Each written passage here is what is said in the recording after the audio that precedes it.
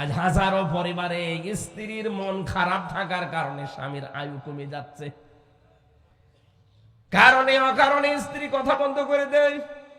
কি কথা বলছে না কেন? আর মেয়ে লোক যদি কথা বন্ধ করে দেয় বাড়িতে, ওই পরিবারের মতো এরকম অশান্ত পরিবারে দুনিয়ায় আর নেই। একটা ঘটনা পড়েছিলাম, স্ত্রীর সাথে কথা বলে না স্বামী, কি শাড়ি কেনা নিয়ে।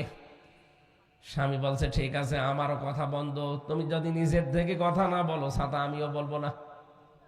এই রাতের বেলা শীত চলছে, স্ত্রীর কাছেও থাকে না, বাইরে থাকে। খড়কোটায় আগুন লাগিয়ে লাগিয়ে খড়কোটার আগুনের তাপ নেয়। আল্লাহর ইশারা 3 দিনের মাথায় একদিন খড়কোটার আগুন বেয়ে বেয়ে ওর লুঙ্গিতে লেগে গেছে, ও তো টের পায়নি। স্ত্রী জ্বালানার ফাঁকা দিয়ে তাকিয়ে দেখছে আগুন লেগে গেছে জায়গায়।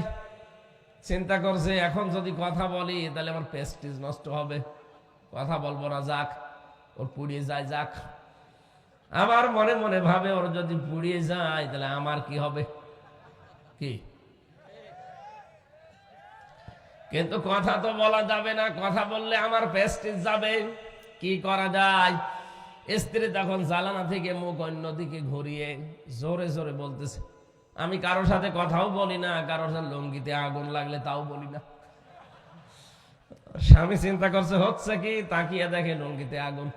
আগুন লিবিয়ে বলছে দরকার নেই, জীবনে আর কোনোদিন বেঁচে থাকতে বউর সাথে কথা বন্ধ করবো না, এখনই পুড়িয়ে যেতাম।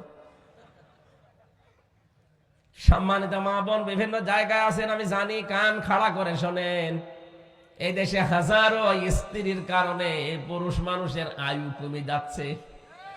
আপনি কারণে অকারণে বিনা কারণে স্ত্রী কথা বন্ধ করে দেয় স্বামীর সাথে, ও বেচারা শেষ পর্যন্ত মারতেও পারে না, সহ্য করতে পারে না, মানসিক রোগী হয়ে যায়।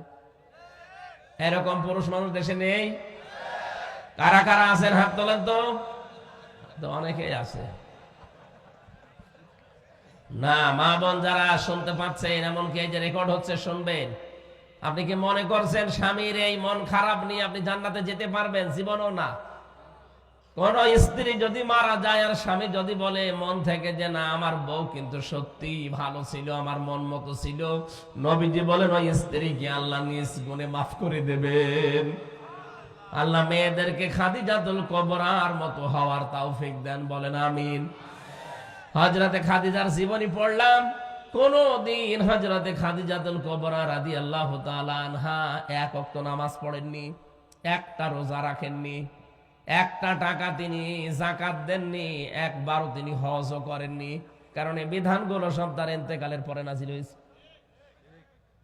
একটা জীবনে নামাজ পড়লেন না, রোজা রাখলেন না, যাকাত দিলেন না, হজ করলেন না, অথচ আল্লাহ নিজে জান্নাতে তার জন্য একটা ঘর বানিয়ে পাঠিয়ে দিয়েছে স্বামী স্ত্রীর কাছে। নবীজি বসে আছেন, জিবরাইল এসে বলে হে নবী, আল্লাহ আমাকে একটা সুসংবাদ পাঠিয়েছেন যে খাদিজা আপনার স্ত্রী, তার জন্য আল্লাহ নিজে জান্নাতে একটা নয়েজ মুক্ত, আওয়াজ মুক্ত ঘর বানিয়েছে। ওই ঘরে খাদিজা ছাড়া কেউ প্রবেশ করতে পারবে না। আপনি খাদিজা আসলে বলবেন যে আল্লাহ তাকে সালাম দিয়েছে এবং আমি জিবরাইলও তাকে সালাম দিয়েছি। পৃথিবীতে একটা মহিলাকে আল্লাহ নিজে সালাম পাঠিয়েছেন। আর একজন মহিলা, সে ঘর চেয়েছিল আল্লাহর কাছে, এই জন্য আল্লাহ তার জন্য ঘর বানিয়েছিলেন, তার নাম আসিয়া। তার জন্য আল্লাহ ঘর বানাননি, তিনি ঘর চেয়েছিলেন। إذ قالت رب ابن لي عندك بيتا في الجنة إلى آخر آية। হযরতে আসিয়া বলেছিল, মাবুদ তুমি আমার জন্য একটা ঘর বানিও জান্নাতে, যেখানে বসে বসে তোমারে দেখা যায়। তার জন্য আল্লাহ ঘর বানাননি, তিনি বানাতে বলেছিলেন তাই।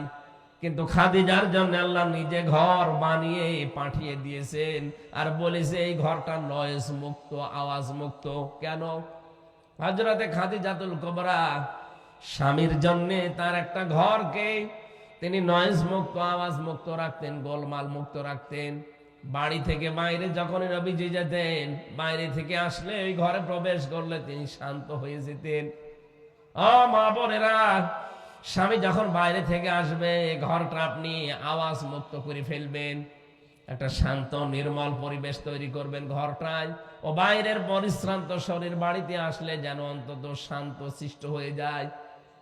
এমনও স্বামী আমরা এখানে আছি, বাইরে থেকে কর্মজীবন শেষ করে বাড়িতে আসলে মনে হয় ঘরটা জাহান্নাম।